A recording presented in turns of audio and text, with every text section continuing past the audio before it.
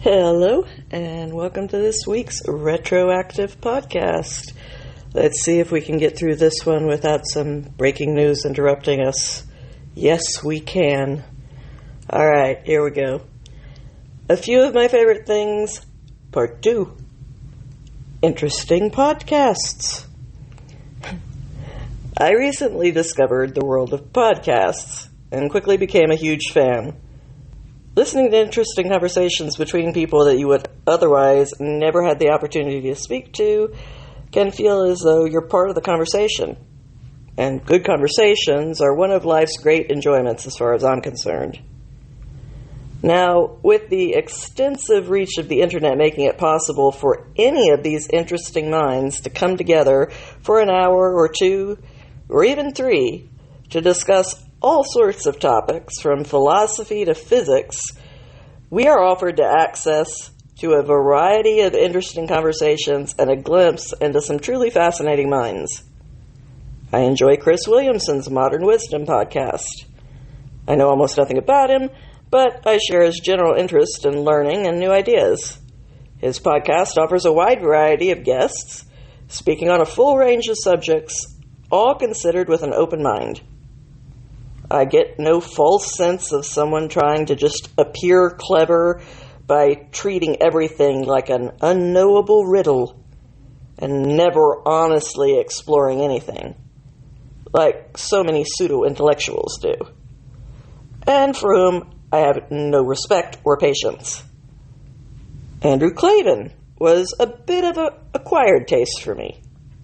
I came to appreciate his ability to talk about serious news and politics in a way that didn't leave me feeling hopelessly depressed at the end of his show. His humor and good-natured optimism took the sting out of his sharp, over-the-top sense of humor. I find Douglas Murray fascinating to listen to. Intelligent, educated, well-traveled, and immensely funny and entertaining. He's actually been to these places and seen firsthand the things he speaks about. He doesn't mince words. His serious critiques are usually spot on.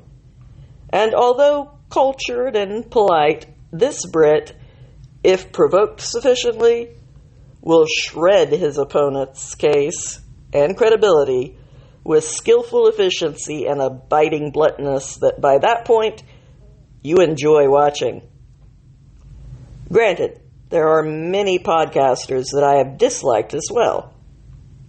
Alex Jones strikes me as unstable, to say the least. Andrew Tate has no credibility with me. I know that there are those with strong feelings on both sides. Personally, I don't require people to be perfect. We're all flawed. But I have to be able to generally respect you, even when I disagree, to feel like you're worth listening to. And I can't respect him. Tucker Carlson has left journalism behind for propaganda, and I don't think he contributes anything of value to the conversation anymore. I don't enjoy watching Piers Morgan, as I find him off-putting, and sometimes even insincere. I could go on listing all the podcasters I like and the ones I dislike. But as in my first article of this series, I want to pick an example and explain what I get out of it. So I've decided to go with Jordan Peterson. No doubt you have already heard of Jordan Peterson and have a pretty fixed opinion of him and his work. Some of you have based that opinion on listening to him directly, and some may have based their opinion on his reputation, off a few viral clips and what other people say about him. But as I said, I'm new to this world, and I'm simply going to tell the story of how I became aware of him. I first saw him as a guest speaker on another podcast, and I'll be honest, having no idea what his reputation was, I didn't especially like him. Don't get me wrong, I didn't dislike the guy. I didn't have any strong feelings. I certainly didn't disagree with the things I heard him say. I just pegged him as one of these dry intellectual types. I believed his interest was purely academic. There's nothing wrong with that. I just didn't find it engaging.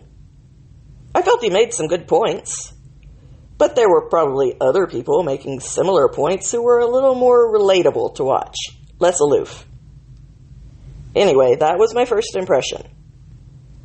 But I didn't pay any attention to how firmly this idea had been set in my mind. That lack of self-awareness was to lead me to an interesting lesson later on. I believe I saw a small handful of other clips after that, and my impression basically remained the same. I recognized that he was obviously very intelligent, and I generally agreed with what he said, but I still thought of him as somewhat cold and removed. So, while I didn't avoid him, I didn't seek out his content either. Then I saw him in a Piers Morgan interview. Long story. But suffice it to say that by the end of that interview, I realized that I had been entirely wrong about him. This was not a cold and unfeeling person. On the contrary, this was someone who cared so deeply that I found myself genuinely surprised. What I had misread as intellectual calculating was in fact a conscientious attempt to think through what he was being asked and choose his words responsibly. To be as precise as possible. He seemed to do this from a deeply felt obligation towards those who were listening to him. He even came close to tears, describing how overwhelmed he was by those who had approached him with gratitude for helping them build a better life, telling him about the struggles they had gone through. I would come to realize that tears were actually commonplace for him as I watched more of his interviews.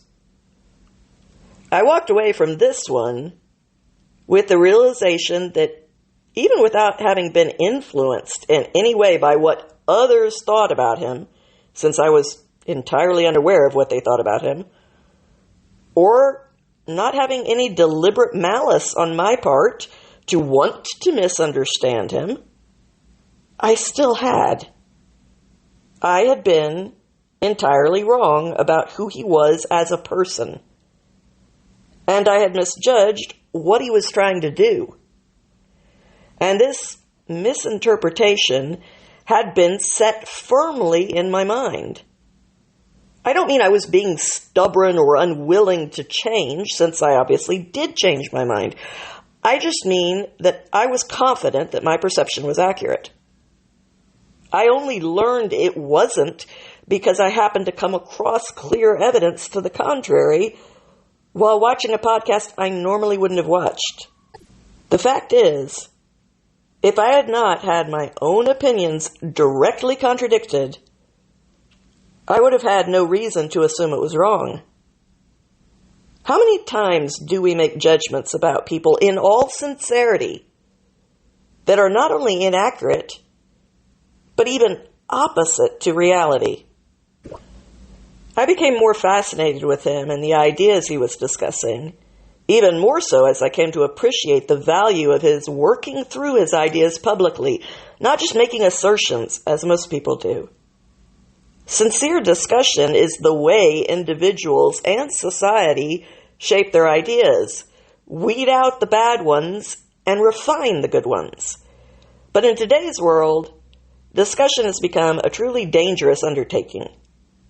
If you take risks in your thinking and blunder down an unproductive path, we no longer allow you to realize that and correct it. We now immediately insist that you are a bad person, and we banish you and shut down any further conversation.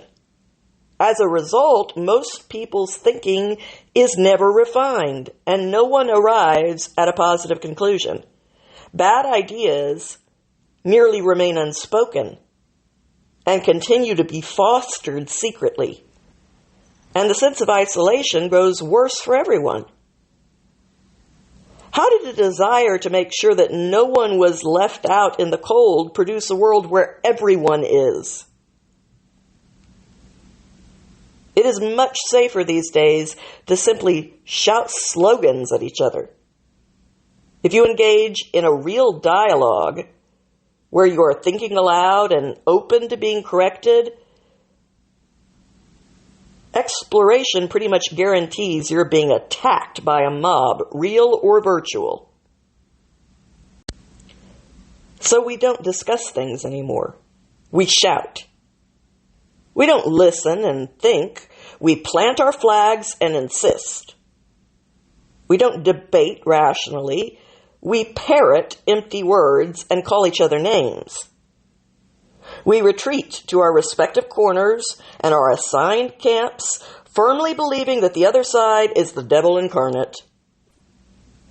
As I listened to Jordan more and more, I became aware of the interesting fact for me that his daughter has had a very, very similar childhood of serious health issues compared to my own. This greatly surprised me. I don't often come across others who live in that state of severe and perpetual life-changing health crises. I also learned that Jordan himself had suffered some very serious health problems that were nearly fatal. And I became aware of his reputation. I learned that he had a large and devoted following. I was surprised to find out that my own brother was already a fan, who had gone to hear him speak. But I discovered that there was also a group of haters. I use that word in the literal sense, not in a dismissive way it's used today. I had not taken a wholehearted liking to the guy, and I had misjudged him, but I had never hated him. I found it curious that others adamantly did so. I was honestly shocked to hear about the comic book incident in which he was depicted as the Nazi supervillain Red Skull opposite of Captain America. I will admit I found that ridiculous and insulting, but I also dismissed it as stupid and baseless. It wasn't until the first time I heard him speak about it, in an older interview from that time, that I truly felt angry about it. Seeing the genuine hurt on his face, I thought about what it must be like to actually be immortalized for all time as a supervillain, and for there to be nothing that you could do about it. To actually be portrayed as a Nazi, a truly evil, Jew-killing Nazi, even though you had never once said anything that had ties to Nazi propaganda or beliefs. I know the word Nazi gets overused today, mostly because many people don't know enough history to have any other name at their disposal. But these were real evils, and the name shouldn't be allowed to become meaningless and commonplace. We should respect the victims more than that. And we should call out anyone who tosses that name around lightly just to have a more dramatic substitute for, I don't like you. Unless someone is actually echoing Nazi beliefs, or committing the types of acts that the Nazis themselves did, like Hamas calling for the extermination of Jews and killing them with the same extremely callous cruelty. See last month's series, How Not to Be a Nazi, for the full story there.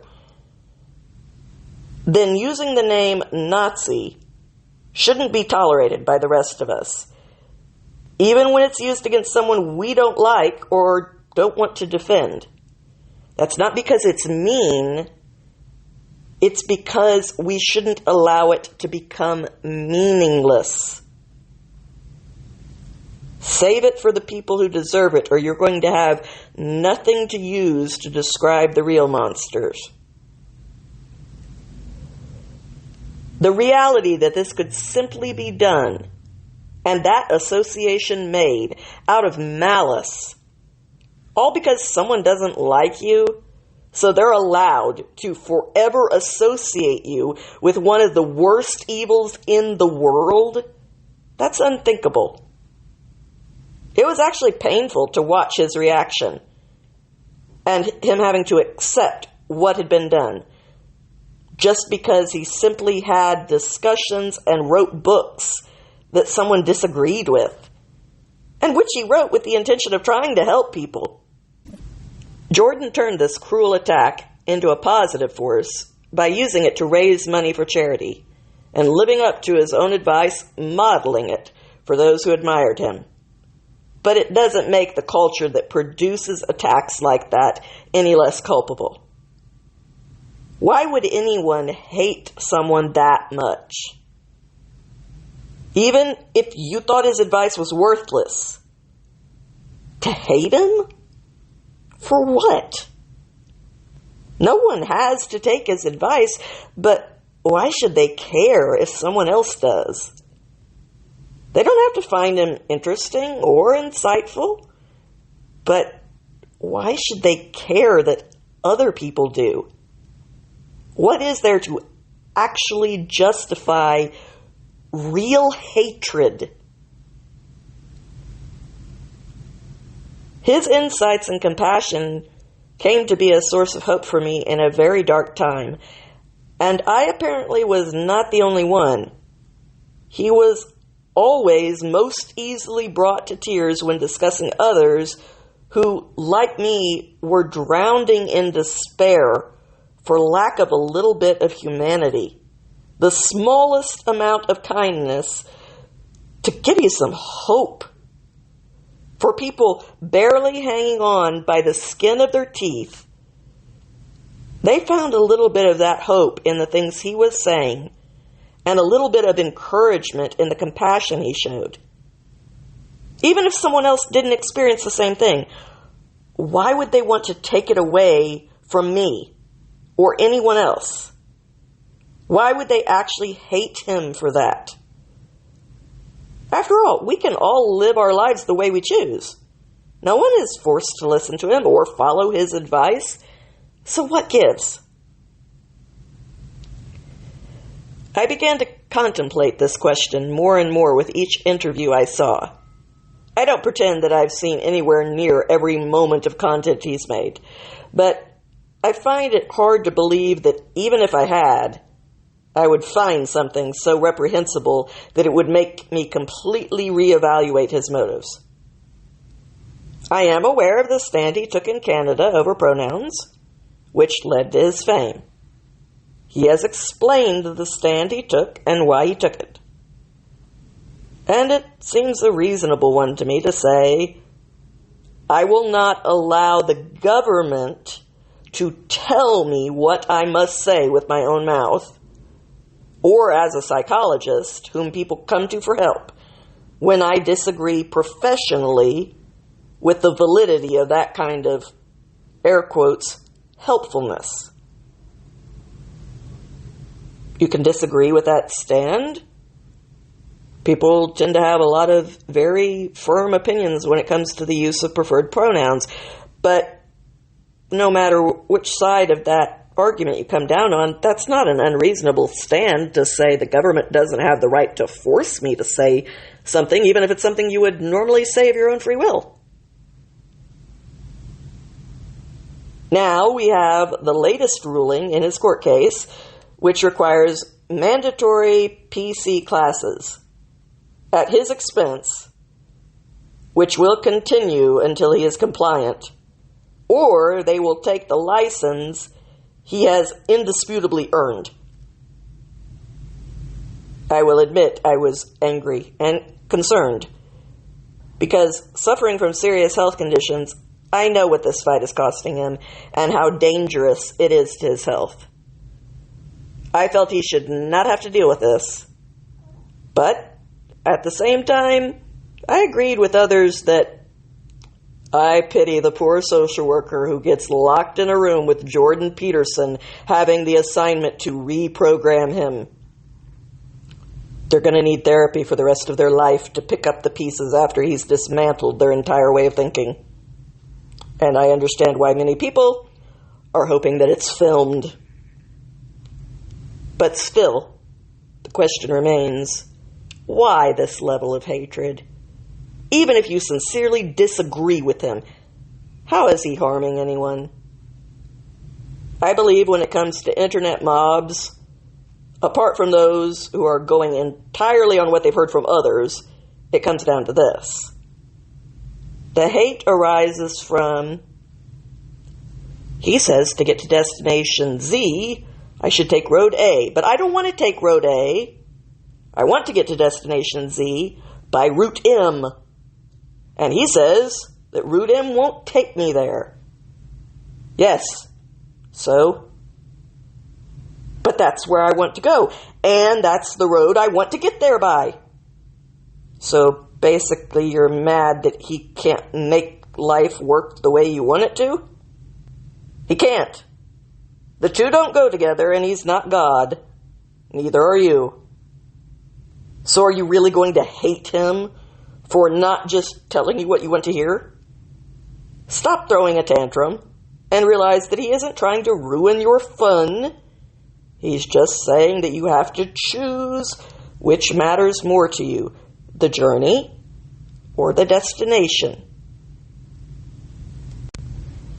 He's using his education and experience to give you a heads up. You won't find fulfillment and meaning down this path. This road leads to emptiness, despair, and regret, even to self-loathing. So you can travel the road of freedom through a wasteland simply because you want 2 + 2 to equal 5, because in your mind it should equal 5, and others promised you that it would equal 5. Or you can take the less free road, a disciplined climb, struggling with life and wrestling with truth, and travel up the heights. He never claimed that he made the rules. Yes, pun intended. He's just trying to map them out for you so you can choose. If the road you travel by, the journey, is more important to you than the destination, where it leads, so be it. No one is taking your choices away. But it is the definition of insanity to choose to waste your one and only life doing the same experiment that countless others have done before you in the hope that because maybe you want it to work more than they did, it will. But it's still 100% your choice. That's the good news. And the bad news. No one is going to make your choices for you. No one is going to make you choose your path. It's up to you. All of it. It's like the scenario we've all been through when a friend is in a relationship making them profoundly unhappy. Why are they staying in that relationship? Because they say they want to be with that person. Why? They're with them right now and they're miserable. Do they want to be miserable? No. But they're only miserable because of X, Y, and Z. So they'd be happy in this relationship if they could magically transform their partner into a totally different person. No. They just wish they were more considerate, more ambitious, more responsible, more family-oriented, wanted the same things they do. Insert an improvement here. Right. So they wish they were in a relationship with a different person. Someone else who could slide neatly into their cutout. So why do they want to be with them? The actual them, not the fantasy them. Well, they could change. What makes you think that?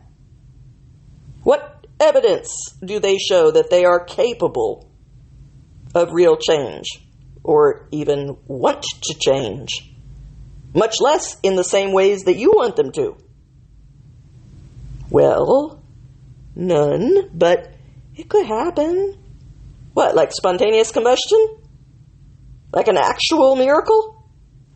Okay, so apart from a miracle, they aren't someone you want to be with. And there is no reason to think that they will ever be a person you want to be with.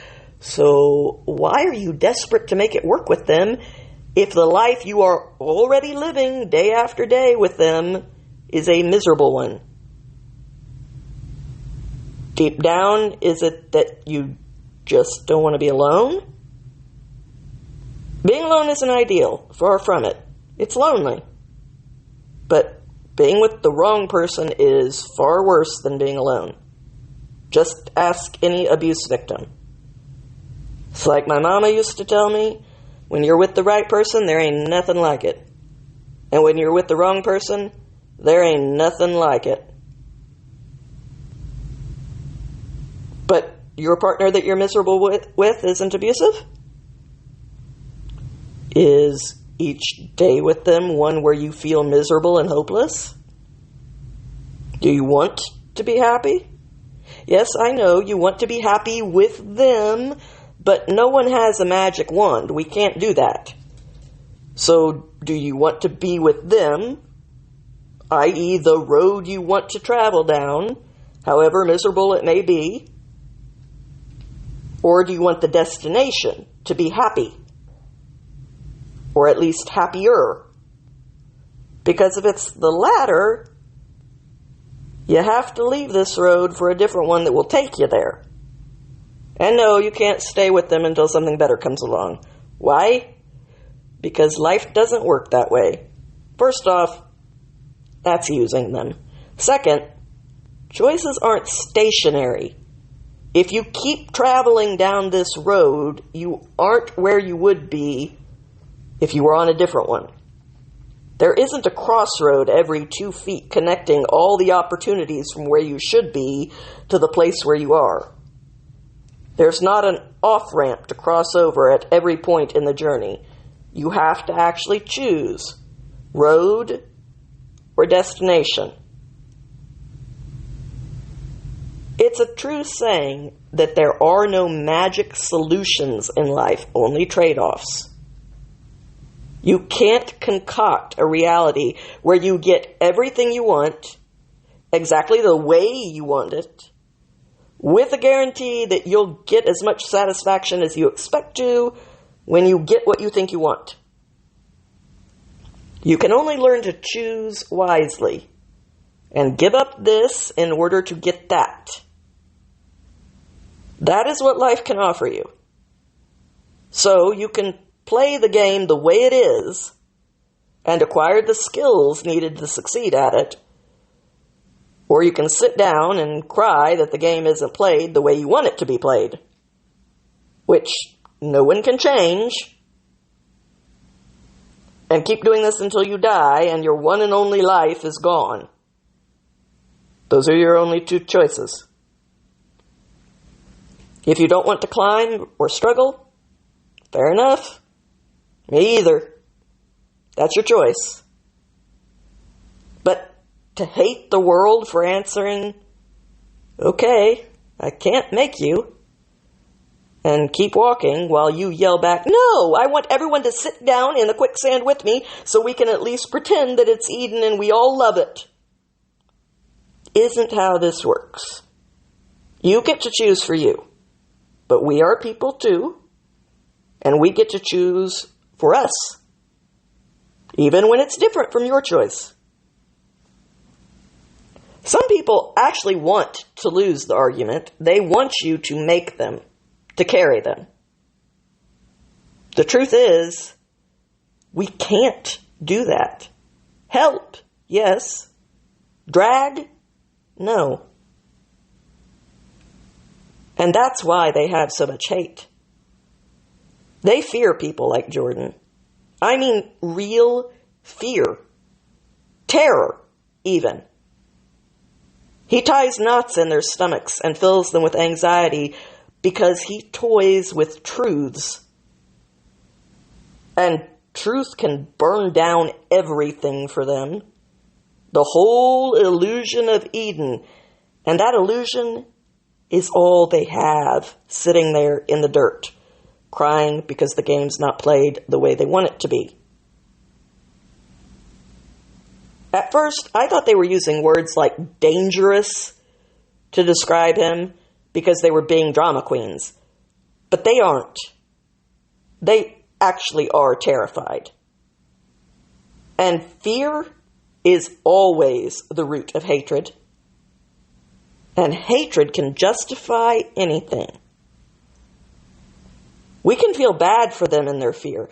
Fear is miserable and consuming. I know firsthand. We can even try to help them if they're willing. But we can't let them destroy everything that's good because they're unhappy. That doesn't help anyone. You don't actually need to fear disagreements, because no one can make you agree with them. You risk nothing by listening to someone you might disagree with. You should, on the other hand, be very cautious about ideas that you are instantly and thoughtlessly open to, or ideas that constantly echo your own, because it is your own opinion, unexamined and unchallenged, that can slow walk you to the poisoned Kool-Aid of Jonestown. Today's world encourages us to celebrate our vices as struggles. Don't fight back and master and control them. Brag about being high or wasted or having a high body count or being into something kinky. Why? Why even discuss those things if they are so clearly adding to your happiness? Do you feel an overwhelming need to tell people in the parking lot of a restaurant what you ordered and how excellent your choice was? We do this with our vices, not for us, but for others. If we are always focused on "don't you judge me" and preempt any judgment by pushing our problems in everyone's faces as though they're not problems, they're virtues, daring them to disapprove, then we never have to stop and examine if we actually like having that vice in our life, or if it makes us happier, or more importantly, if it makes our life a better one.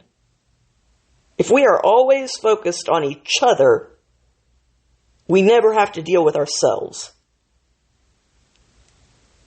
Would you still want to bring this thing up, whatever it is, if you received the same utterly neutral response you would get if you said, "The sky is blue"? Picture it right now.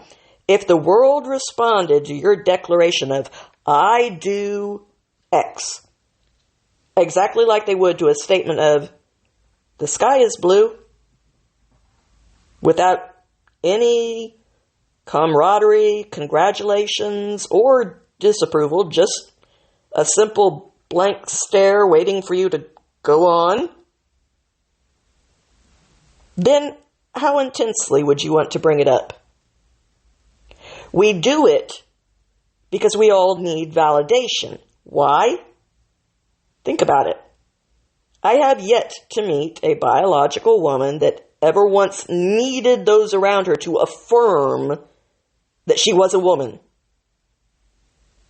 The need for validation in and of itself means that the subject is up for debate, that it's a question, not an indisputable reality as asserted. The need for validation, when it becomes psychopathic and is demanded, most especially from those who disagree with them, is not connected to someone's feelings about themselves. It is a narcissistic need to dominate and tyrannize. It is a need to force people to say the thing they disagree with simply because they're drunk on power, to be able to force the words from someone else's mouth and make them Heil Hitler. The dead giveaway that a person is doing this is that they don't seek to convert, to convince. They make no attempt to persuade those who disagree. In fact, they become outraged at the mere implication that they should make their case. They seek only compliance and will resort to all-out bullying and threats or full-on shaming to cudgel their opponent into that compliance. They don't actually care about persuading them to agree with their point of view. In fact, it feeds their sense of power more if they know that you don't agree and they can beat you down into bending the knee and complying anyway.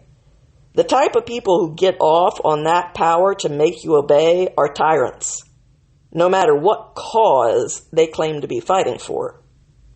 That's a characteristic that defines them, and it doesn't matter what group or cause they're a part of, that characteristic is a dead giveaway of the type of person you're dealing with, a tyrant. And just because there's a tyrant in one group doesn't mean everybody in the group is a tyrant. We're all individuals. The amount of hatred you see for the Jordan Petersons of the world is not simply because they disagree with something he said. In that case, they could merely disregard that thing and move on. They hate him because they cannot make him bend the knee and obey. That is why their hatred of him is frenzied to the point of fanaticism. If it feels good, do it. That's the advice we get today. And it leads to misery. Be honest for a moment. No one is listening to your thoughts. You aren't betraying anyone. It's led to misery, hasn't it? Why would we expect anything else? It's bad advice. Cutting feels good to a cutter. Purging feels good to a person with an eating disorder. Abuse feels good to an abuser. That's a bad system to steer your life by. So, do you want to be right? Or do you want to be happy? Are you happy where you're at? You wouldn't engage in the shouting contests if you were. You'd hear some dumb idea of how to get to the paradise that you already inhabit and say with a shrug, "Silly kids," and stroll off unbothered. So we all must ask ourselves, do we want to be right? Or do we want to be happy? Thank you for listening. I hope you tune in next week for the conclusion of this series, a few of my favorite things from February. And I hope you have a good week with no headlines.